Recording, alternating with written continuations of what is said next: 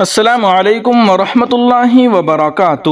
ناظرین و سامعین، آج 27 اگست 2025 بدھ کا دن ہے۔ اس وقت کی تازہ ترین رپورٹیں لے کر آپ تمام حضرات کے بیچ حاضر ہوا ہوں۔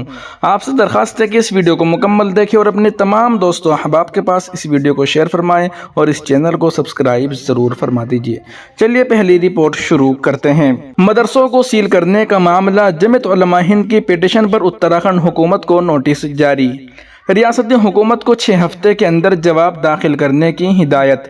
جمعیت علماء ہند کی پیٹیشن پر ہی سپریم کورٹ نے مدارس کے خلاف کارروائی پر روک لگائی تھی۔ مدرسوں کو بند کرنے کی مہم مسلمانوں کو آئینی اختیار سے محروم کر دینے کی ایک بڑی سازش، مولانا ارشد مدنی کا بڑا بیان۔ صدر جمعیت علماء ہند مولانا ارشد مدنی کی پیٹیشن پر 21 اکتوبر 2024 کو سابق چیف جسٹس وی آئی چندرچوڑ کی سربراہی والی 3 رکنی بینچ نے مدارس اسلامیہ کے خلاف کسی بھی کارروائی پر اور ان تمام نوٹسوں کو روک لگا دی تھی جو مختلف ریاستوں، خاص طور پر اتر پردیش اور اتراکھنڈ حکومت کے ذریعے مدارس کو جاری کیے گئے تھے، اور اس میں کہا گیا تھا کہ عدالت کی طرف سے مزید نوٹس جاری کیے جانے تک کی مدت کے دوران اس تعلق سے اگر کوئی نوٹس یا حکم نامہ مرکز یا ریاست کی طرف سے جاری ہوتا ہے تو اس پر بھی بدستور روک جاری رہے گی۔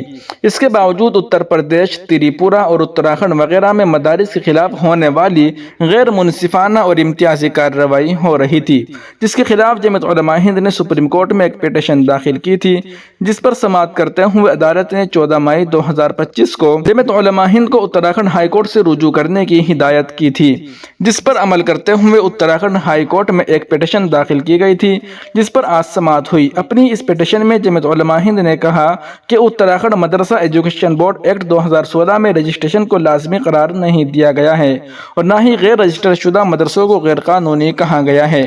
پیٹیشن میں اس بات کو بھی اجاگر کیا گیا ہے کہ حق تعلیم ترمیمی ایکٹ 2012 میں واضح طور پر مدرسوں، ویدک پاٹھشالہ اور اس نوعیت کی دیگر تعلیمی اداروں کو اس قانون سے مستثنیٰ قرار دیا گیا ہے۔ پیٹیشن میں سپریم کورٹ کے ایسے متعدد فیصلوں کا بھی حوالہ دیا گیا ہے جن میں اقلیتوں کو اپنے تعلیمی ادارے قائم کرنے، انہیں چلانے کی غیر محدود حق کو تسلیم کرتے ہوئے انہیں ریاست کے مداخلت سے تحفظ بھی فراہم کیا گیا ہے۔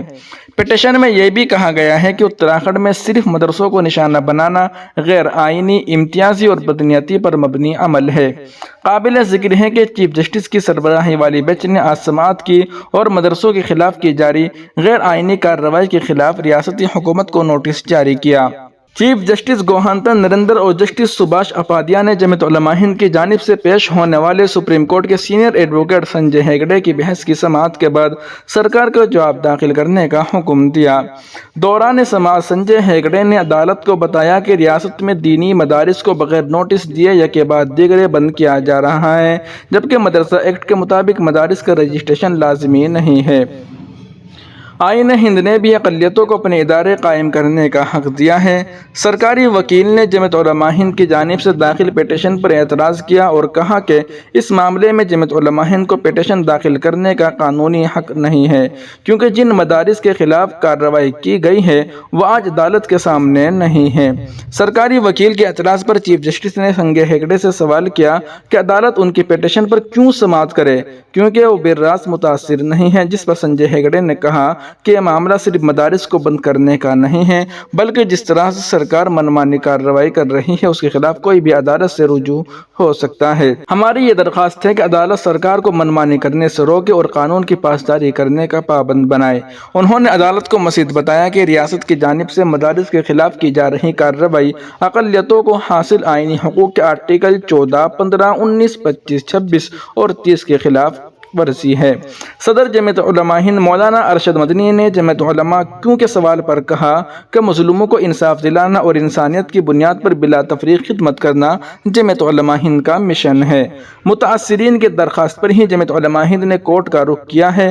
انہوں نے کہا کہ لوگ ناواقف ہیں، جبکہ تاریخ کی کتابوں میں درج ہے کہ انگریزوں کی غلامی سے ملک کو آزاد کرانے کی مہم علماء ہی نے شروع کی تھی۔ یہ علماء مدرسوں کی ہی پیداوار تھے۔ یہی نہیں، دارالعلوم دیوبند قائم ہی اسی لیے کیا گیا تھا تاکہ انگریزوں کے خلاف جدوجہد کرنے اور ملک کو آزاد کرانے کے لیے مجاہد پیدا کیے جائیں۔ جو لوگ مدارس کے خلاف یہ سب کر رہے ہیں وہ لوگ مدارس کے کردار سے نابلند ہیں۔ جمعیت علماء ہند کا تعلق مدارس اسلامیہ سے ہے۔ ہمارے سارے اکابر یہیں سے پڑھ کر باہر نکلے۔ در حقیقت جمعیت علماء ہند مدارس اسلامیہ کی آواز اور ان کا ذہن ہے۔ فرقہ پرست طاقت اس تاریخ سے نابلند ہے۔ یہ مدارس کا علماء ہی ہیں۔ جب پوری قوم سو رہی تھی تو انہوں نے ملک کو غلامی سے آزاد کرانے کا سور پھونکا تھا۔ مدارس اسلامیہ ہمارے شہرک ہے اور ایسا کر کے ہمارے شہرک کو کاٹ دینے کی منصوبہ بند سازش ہو رہی ہے۔ غیر قانونی کہہ کر مدارس کے خلاف کارروائی سپریم کورٹ کے فیصلے کی توہین کے مترادف ہے۔ جمعیت علماء ہند اس سازش کے خلاف ایک بار پھر اپنی قانونی جدوجہد شروع کر چکی ہے، اس لیے کہ مدارس کی حفاظت دین کی حفاظت ہے۔ یہ مہم مسلمانوں کی مذہبی آزادی پر سنگین حملہ ہے۔ ہم جمہوریت آئین کی بالادستی اور مدارس کے تحفظ کے لیے قانونی اور جمہوری جدوجہد جاری رکھیں گے۔ دوستو، ایسا کہنا تھا صدر جمعیت علماء ہند اور دارالعلوم دیوبند کے صدر المدرسین حضرت مولانا سید ارشد مدنی صاحب کا۔ وہیں دوسری جانب شراوستی کے مدارس پر انتظامیہ کی زیادتی کی شکایت کی گئی۔ جمعیت علماء ہند کے رہنماؤں کی وزیر مملکت برائے اقلیتی بہبود دانش آزاد انصاری سے ملاقات، مؤثر اقدام کرانے کا مطالبہ۔ یو پی کے وزیر مملکت برائے اقلیتی بہبود دانش آزاد انصاری سے جمعیت علماء ہند کے رہنماؤں نے لکھنؤ میں ملاقات کی اور ہائی کورٹ کے حکم کے باوجود شراوستی میں مدارس پر سرکاری انتظامیہ کی زیادتی کی شکایت کی اور مؤثر اقدام کا مطالبہ کر دیا ہے۔ وزیر موصوف کو واقف کرایا گیا کہ اتر پردیش کے ضلع شراوستی میں مقامی انتظامیہ کی جانب سے دینی مدارس کو نشانہ بنانے کا سلسلہ بدستور جاری ہے۔ جمعیت علماء ہند کے صدر مولانا سید محمود مدنی کی ہدایت پر ناظم عمومی مولانا حکیم الدین کی قیادت میں ایک وفد نے ریاستی وزیر برائے اقلیتی امور دانش آزاد انصاری سے ان کی رہائش گاہ پر لکھنؤ میں ملاقات کی۔ وفد میں جمعیت کے سیاسی نائب صدر مولانا امین الحق عبداللہ قاسمی اور وسطی زون کے جنرل سیکرٹری مفتی سفر احمد قاسمی بھی شامل تھے۔ مولانا حکیم الدین نے وزیر موصوف کو تفصیلی طور پر آگاہ کرتے ہوئے کہا کہ آئین ہند کی دفعہ 29 اور 30 کے تحت اقلیتوں کو اپنے مذہبی و تعلیمی ادارے قائم کرنے اور چلانے کا حق حاصل ہے، جس کے لیے حکومت سے کسی قسم کی منظوری درکار نہیں۔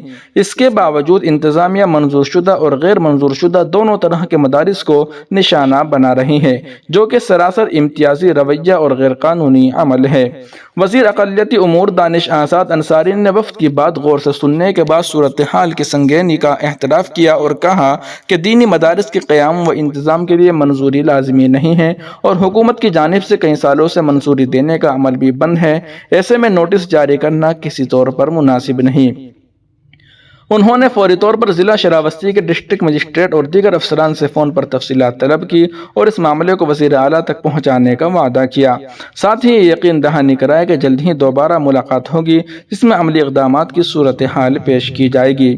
اس موقع پر ضلع شراوستی کے صدر مولانا عبد المنان قاسمی نے عدالت کے فیصلے کی نقل اور دیگر اہم دستاویزات وزیر موصوف کو پیش کیے اور بتایا کہ ہائی کورٹ نے ضلع انتظامیہ کو واضح حکم دیا ہے کہ بند مدارس کو فوراً کھولا جائے، تاہم عدالتی فیصلے کے باوجود انتظامیہ دستاویزات کے نام پر مدارس کے ذمہ داران کو ہراساں کر رہی ہے۔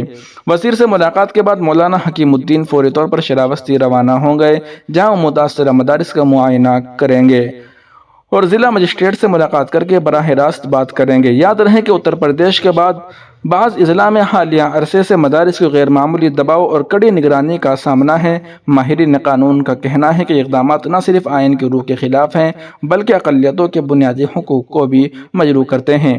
جمعیت علماء ہند نے واضح کیا ہے کہ وہ مدارس کے تحفظ اور آئینی حقوق کے دفاع کے لیے ہر سطح پر جدوجہد جاری رکھے گی۔ ناظرین و سامعین، ان اہم رپورٹوں کو آپ سن اور دیکھ رہے تھے محسن اسلام یوٹیوب چینل پر۔